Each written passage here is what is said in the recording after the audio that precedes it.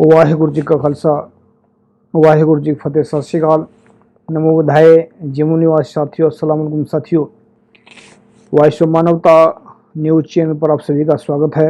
मैं मेघराज सिंह अमेरिका से। साथियों, आप सभी जानते हैं कि हम उठाते गरीबों की आवाज़, मजलूमों की आवाज़। जिनकी कोई आवाज़ नहीं उठाता उसकी वॉइस ऑफ मानवता उठाता है।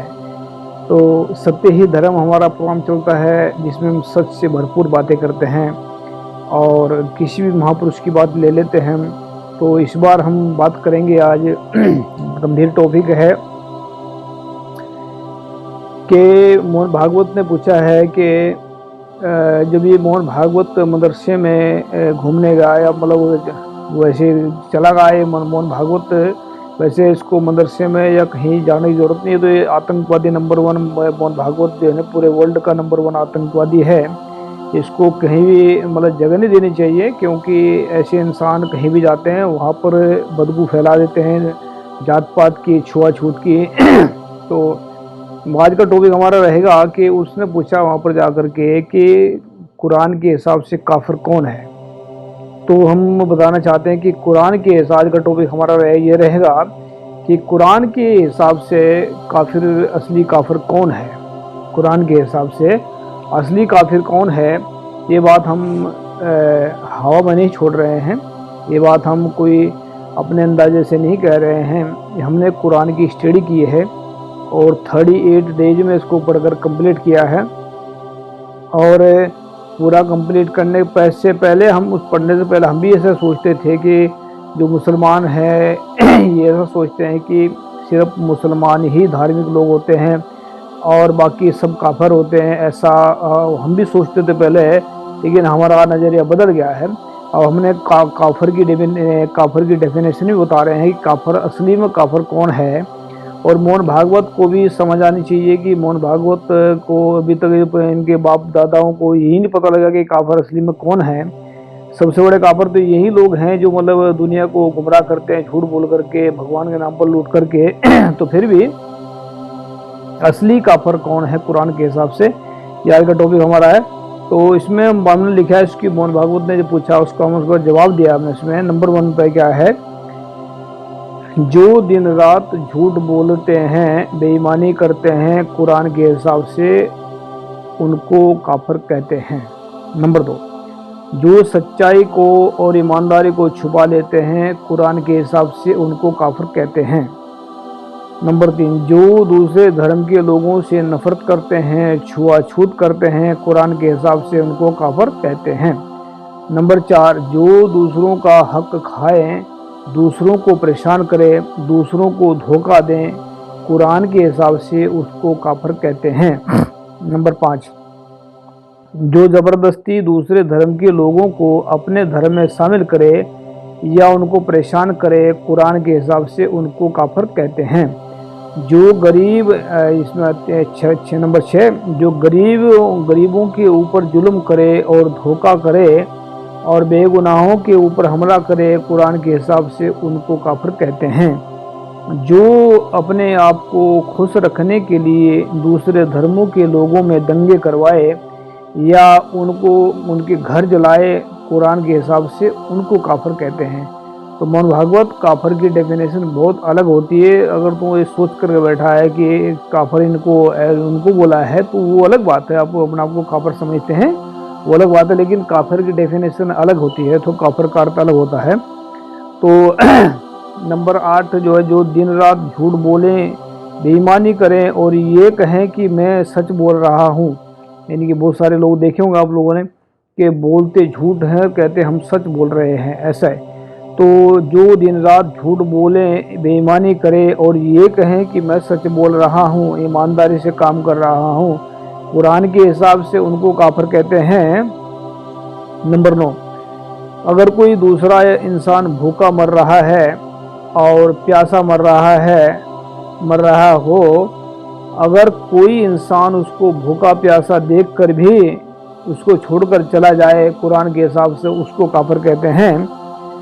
नंबर 10, अगर कोई एक रब को छोड़कर किसी अन्य की भक्ति करे, कुरान के हिसाब से उसको काफिर कहते हैं। अगर कोई स्वर्ग और जन्नत के नाम पर लोगों को लूटकर खाए, अगर कोई स्वर्ग और जन्नत के नाम पर लोगों को लूटकर खाए, कुरान के हिसाब से उसको काफिर कहते हैं। नंबर 13, अगर कोई नंबर 12, अगर कोई नरक या जहन्नम के नाम पर लोगों को डराए और उनका धन दौलत लूट कर खाए, तो कुरान के हिसाब से उनको काफिर कहते हैं। नंबर 13, अगर कोई इंसान पूरे विश्व के लोगों को अलग अलग समझे,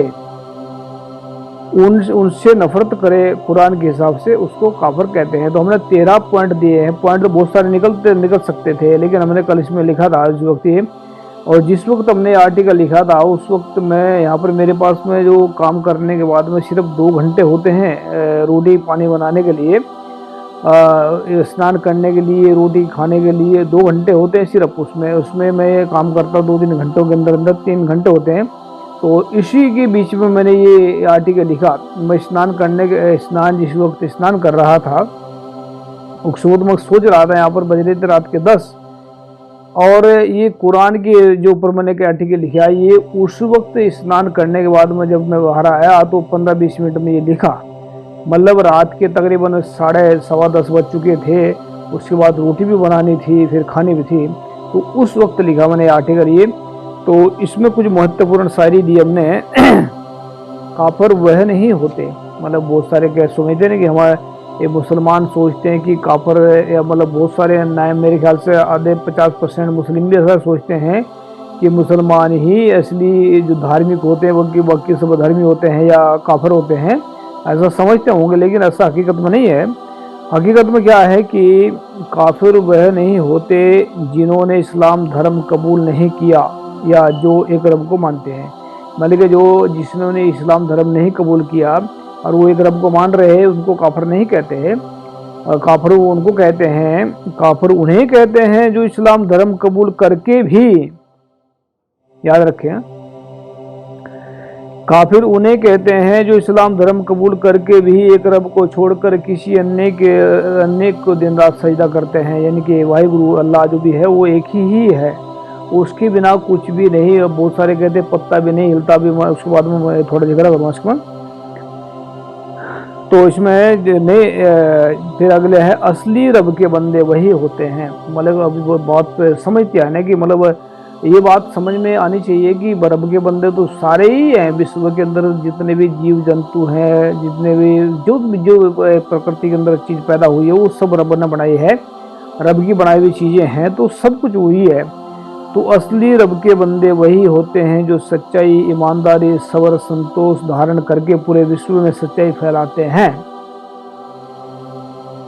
असली धार्मिक इंसान वही होते हैं जो खुद सच्चाई के रास्ते पर चलकर दूसरों को सच्चाई के रास्ते पर चलना सिखाते हैं। तो ये हमने डेफिनेशन दी है कुरान की। कुरान में क्यों ऐसा जो लिखा हुआ है उसमें बहुत सारे हूबहू पढ़कर निकल जाते हैं। हमने लास्ट में उसमें लिखा, कुरान मतलब इसमें नोट में लिखा है कि कुरान के बारे में मैंने सुनी सुनाई बातें नहीं लिखी हैं। यानी कि बहुत सारे सुनते हैं, सुन ली हमने, उधर से सुनी इधर से सुनी है, उसको लिख देते हैं, लेकिन मैंने ये सुनी सुनाई बातें नहीं लिखी। बल्कि मैंने कुरान को 38 दिनों में पढ़कर उनका अध्ययन किया, उसके बाद ही मैंने ये बातें लिखी हैं। अगर किसी भी मुस्लिम को या किसी अन्य धर्म के लोगों को इन बातों पर ऐतराज है तो वह विश्व के किसी भी प्लेटफार्म पर आकर के विचार चर्चा कर सकते हैं। तो हम ये थैंक यू करना भी चाहते हैं। तो मोहन भागवत को तो समझ आनी चाहिए। मोहन भागवत तो ऐसा है ना कि उसका नाम तो लेना बार बार गलत बात है। इसमें प्रोग्राम हम सत्य धर्म प्रोग्राम हमारा चलता है, इसमें हम तकरीबन सच से भरपूर बातें करते हैं, सच्ची बातें करते हैं। तो बहुत सारे लोगों का ऐसा मानना है, बहुत सारे मजाक बनाते हैं, बहुत सारे देखते हैं कि मतलब कि मुसलमान जो ऐसा मानते हैं कि अल्लाह की बिना मर्जी के बिना पत्ता भी नहीं हिलता। तो एक हम वीडियो देख रहे थे, इसमें तो वो मजाक बना रहे थे कि वो मुसलमान मानते हैं कि अल्लाह के मर्जी के बिना पत्ता भी नहीं हिलता। तो एक हिंदू संत कहता है, मतलब संत भी नहीं कह सकते, मतलब ना समझ इंसान कह रहा है, वो संत के रूप धारण करके उसने मतलब टीका लगा रखा है, पगड़ी बांध रखी है। मतलब वो ऐसा लग रहा था कि वो कि अपना आप को साधु भी कहता होगा। तो वो कहता है कि मैंने अपने चेलों से कहा कि तुम पेड़ हिलाओ, तो उन्होंने पेड़ हिलाया, लोगों पत्ते तो सब हिल गए। तो वो कहते हैं, वो मजाक बनाते हैं उसका, कहने रब के अल्लाह की बिना, मतलब अल्लाह की मर्जी के बिना पत्ते हिला दिए, मैंने हिला दिया सब कुछ। तो इसी इंसान को, ना समझ इंसान को, अधार्मिक इंसान को ये नहीं समझ आती कि अगर मुर्दा पत्ता नहीं हिला सकता, क्यों? क्योंकि वो मर गया है। उसके ऊपर रहमत चल रही थी जब तक अल्लाह की, वाहिगुरु की गोड की, तब तक उसमें उसको हवा मिल रही थी, उसको ऑक्सीजन मिल रही थी। जब ऑक्सीजन उसके अंदर नहीं गया तो मर गया।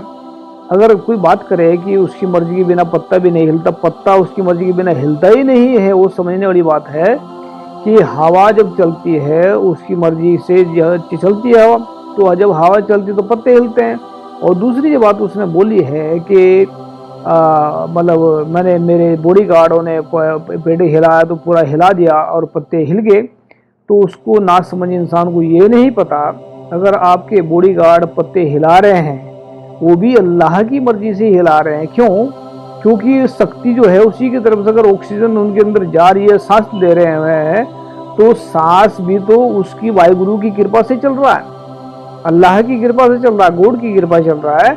तो वाकई अगर वो, मतलब अगर उसके सांस ना आए तो एक कदम भी नहीं उठा सकता इंसान, तो उसकी कृपा के बिना कुछ भी नहीं होता।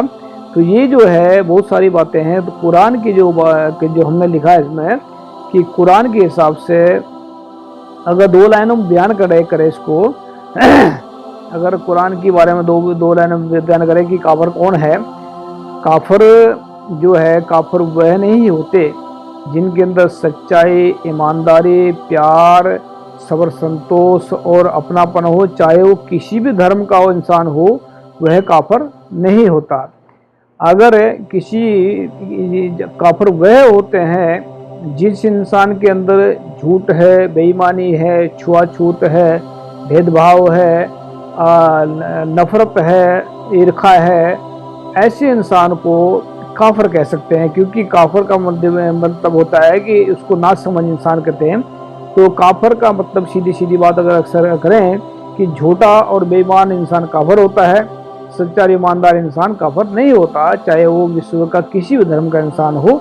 तो उम्मीद है कि मोहन भागवत की बात समझ आ गई होगी। हमने कि जो काफर की डेफिनेशन दी है ये शायद उनको समझ आ गई होगी। तो उम्मीद करते हैं कि बहुत सारे लोगों को, मुसलमानों को भी जान लेना चाहिए कि काफर का मतलब क्या होता है। काफर जरूरी नहीं कि मुसलमान के घर में बच्चा पैदा हो काफर नहीं हो सकता है। अगर झूठ बोल रहा है, बेईमानी कर रहा है, वो काफर ही है।